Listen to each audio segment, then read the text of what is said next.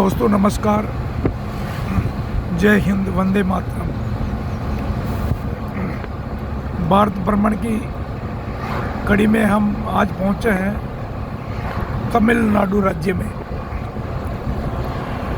हमारी यात्रा आगे बढ़ते हुए तमिलनाडु में चल रही है तथा आज का हमारा अगला पड़ाव है रामेश्वरम। हम आपको इस कड़ी में तमिलनाडु राज्य की सैर करवाएंगे। तमिलनाडु के परिवेश की जानकारी आपको करवाते हैं। चलो आइए हमारे साथ। आप देख रहे हैं ये नारियल के पेड़ हैं, बहुत ही सुंदर हरियाली है। खेती बाड़ी के मामले में तमिलनाडु राज्य बहुत संपन्न है। समुद्र का तटीय राज्य होने से यहाँ मानसूनी बरसात भी होती है और शीतकालीन मानसून भी यहाँ बरसता है। यहाँ की पीली मिट्टी की ज़मीन बहुत उपजाऊ है।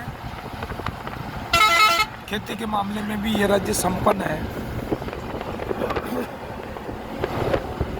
रोड के किनारे किनारे आप देख रहे हैं बड़े बड़े कस्बे हैं, छोटे छोटे गांव बसे हुए हैं। दूर दूर तक जहां नज़र जाती है वहां तक नारियल के पेड़ और ताड़ के पेड़ दिखाई देते हैं। छोटे छोटे उद्योग धंधे सड़क के किनारे दिखाई देंगे आपको। ये है, हम आपको जानकारी दे रहे हैं तमिलनाडु राज्य की। तमिलनाडु राज्य के बारे में आपको अवगत करवा रहे हैं। यहाँ की वनस्पति, यहाँ का जलवायु तथा यहाँ का परिवेश हम आपको बहुत ही सुंदर जानकारी इस राज्य की उपलब्ध करवा रहे हैं। आप देख सकते हैं कि छोटे छोटे गांव बहुत ही सुंदर रूप से बसे हुए हैं। पानी की टंकियां हैं, मूलभूत सुविधाएं हैं। बहुत सघन हरियाली है चारों तरफ। वनस्पति में सबसे ज़्यादा ताड़ के पेड़ एवं नारियल के पेड़ हैं। फलों के मसालों के उत्पादन में यह राज्य अग्रणी राज्य है। यहाँ पर फलदार पौधे, गरम मसाले एवं नारियल का बहुतायत में उत्पादन होता है। तमिलनाडु राज्य दक्षिण भारत का अंतिम राज्य है जहां पर अरब सागर, बंगाल की खाड़ी तथा हिंद महासागर मिलते हैं।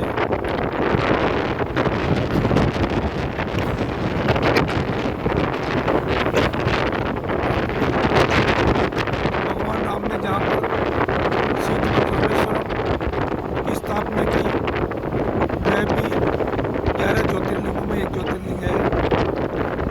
उनके भी भव्य दर्शन वो इसी राज्य में स्थापित है। आप देख सकते हैं कि ये बड़े बड़े जो पेड़ दिखाई दे रहे हैं ये ताड़ के पेड़ हैं। इनको ताड़ के पेड़ कहते हैं, जिनसे ताड़ी निकाली जाती है।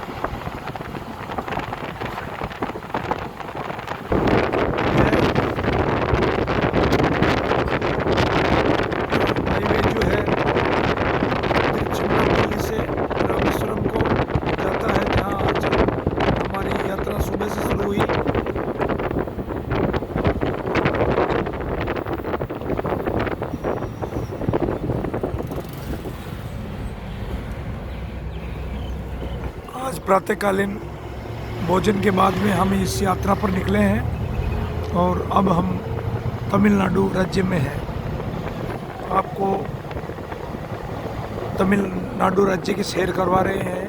आप भी हमारे साथ में जुड़े और हमारे वीडियो भारत भ्रमण के अवश्य देखिएगा। आपको हर राज्य के बारे में बहुत ही सुंदर जानकारी आपको घर बैठे उपलब्ध कराई जाएगी। इतना सुंदर भारत है, अपना देश है कि हर राज्य में कुछ न कुछ विशेषता है। इतना बड़ा देश होते हुए भी सभी जगह अपना अपना तो लगता है, ऐसा लगता है कि पूरा भारत ही अपना घर है। हम लगभग 5000 किलोमीटर की यात्रा पूरी करके नेपाल से भारत में प्रवेश हुए। तत्पश्चात हमारी यात्रा पूर्वी तट के सारे जारी है। हम नेपाल से बिहार राज्य में आए, बिहार से हम झारखंड राज्य में आए, झारखंड के बाद में वेस्ट बंगाल में आए, तत्पश्चात उड़ीसा, आंध्र प्रदेश और उसके बाद में तमिलनाडु में हमारी यह यात्रा जारी है। कुछ मौसम में कोहरा है, आप देख रहे हैं कि शाम के 4 बजने को है, लेकिन यहाँ कोहरा जैसा मौसम है। यह है उत्तरी भारत के शीतकालीन मौसम का कोहरा नहीं होकर के यह समुद्र से उठने वाली वाष्प और शीतकालीन मानसून का ये बादल जैसा वातावरण है।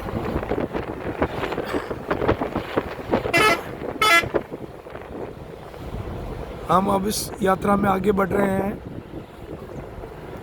तमिलनाडु राज्य में है। हमने भारत यात्रा में ये देखा है कि हमारे रोड बहुत अच्छे बने हुए हैं। हमारे को बसों में किसी तरह की असुविधा नहीं हुई, बहुत ही सुंदर रोड है। हमने दिन में जर्नी की, नाइट जर्नी की, लेकिन हमारे को कहीं कोई तकलीफ नहीं पड़ी। यात्रा के मामले में हमारे सभी रोड विश्व स्तर के हैं।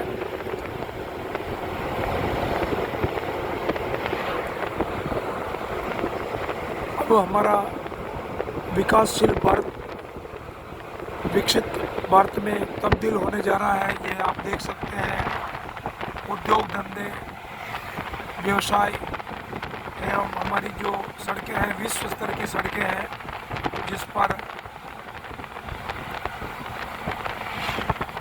गाड़ियों की सरपट दौड़ से ऐसा लगता है जैसे रेल यात्रा कर रहे हैं। जैसे बस की यात्रा में कोई तकलीफ नहीं है। सड़कें नेपाल से लगाकर श्रीलंका तक बहुत ही सुंदर सड़कें हैं। यह हमारा 2014 के बाद का विकासशील भारत है, जिसमें सभी सुविधाएं सरकार की तरफ से विश्व स्तर की बनाई जा रही है।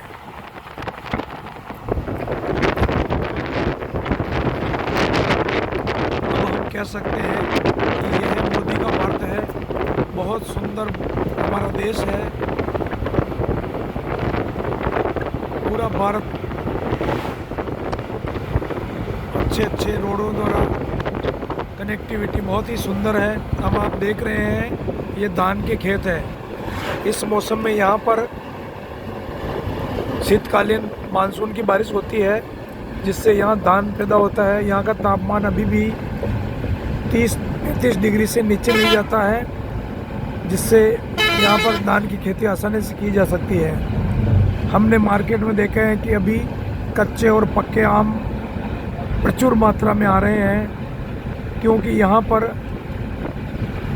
ये जो क्लाइमेट है ये फलदार पौधों के लिए, आम के लिए बहुत ही अनुकूल है।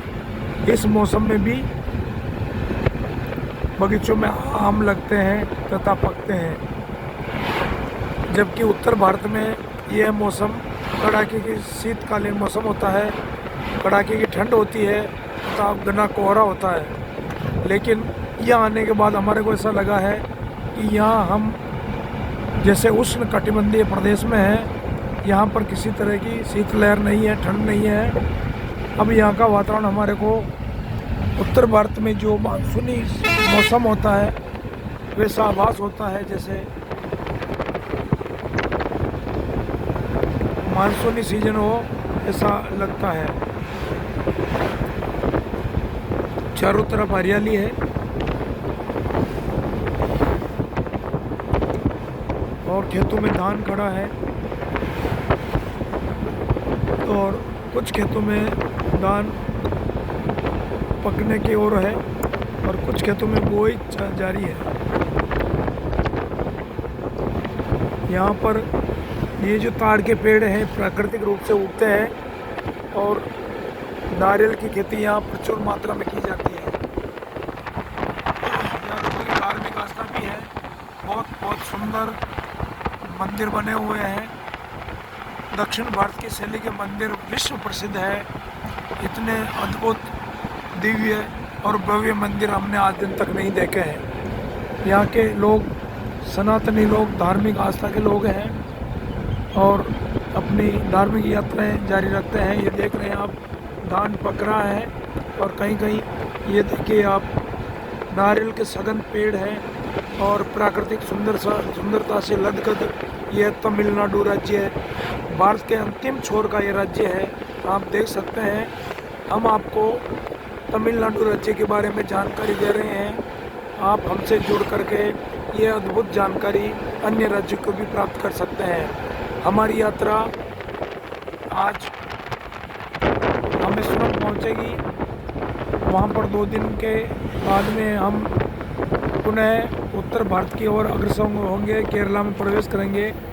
तत्पश्चात पश्चिमी तट पर होते हुए हम धीरे धीरे आगे बढ़ेंगे। तो ये आप देख सकते हैं, यहाँ का जो प्राकृतिक वातावरण है, यह उत्तर भारत के मानसून के समय का जैसा होता है, हरी भरी घास, खेतों में हरियाली, वैसा यहाँ का भी परिदृश्य है। सामने जो आप बाग देख रहे हैं, बगीचा देख रहे हैं, वो नारियल का है। पूरे खेत में नारियल बोए हुए हैं और बड़े बड़े नारियल के पेड़ हैं। यहाँ धान जो बोया जाता है वो 12 महीने धान की खेती, चावल की खेती होती है। कुछ खेतों में चावल पकने को है, कुछ में बोए जा रहे हैं तथा कुछ में हरे भरे हैं।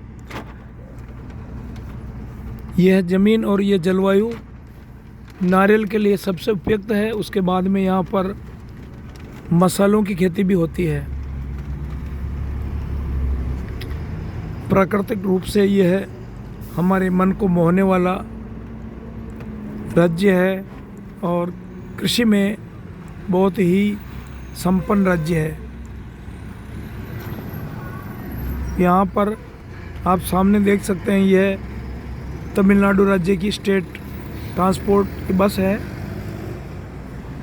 अब हम नेशनल हाईवे टोल नाके पर पहुँचे हैं। उसके बीच में कुछ तेलुगु भाषा लिखी हुई है जो हमारे नॉलेज में नहीं है। ये लिखा है कोडिकोटन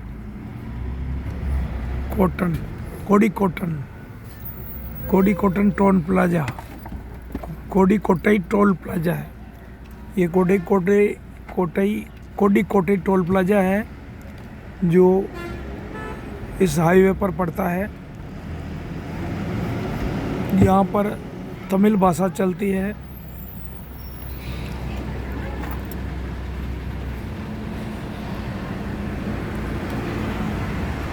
टोल प्लाजा पर यहाँ के कर्मचारी मुस्तैदी से काम कर रहे हैं और हमारी दोनों बसें अब आप देख सकते हैं टोल प्लाजा से पास होते हुए आगे बढ़ेगी।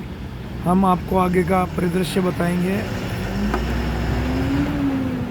टोल प्लाजा है ये नेशनल हाईवे अथॉरिटी का। आप देख सकते हैं कि पूरे देश में, आधे देश में हमने भ्रमण किया है, लेकिन यहाँ की सड़कें जो है राष्ट्रीय स्तर की सड़कें हैं। जो हमारा आगे का जो कार्यक्रम है आपको बताएंगे।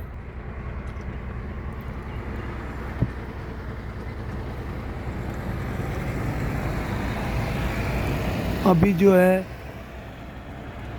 चाय का समय होने से हो सकता है कि हम यहाँ चाय के लिए रुकें। बाकी की जानकारी हम आपको अगले वीडियो में दिखाएंगे।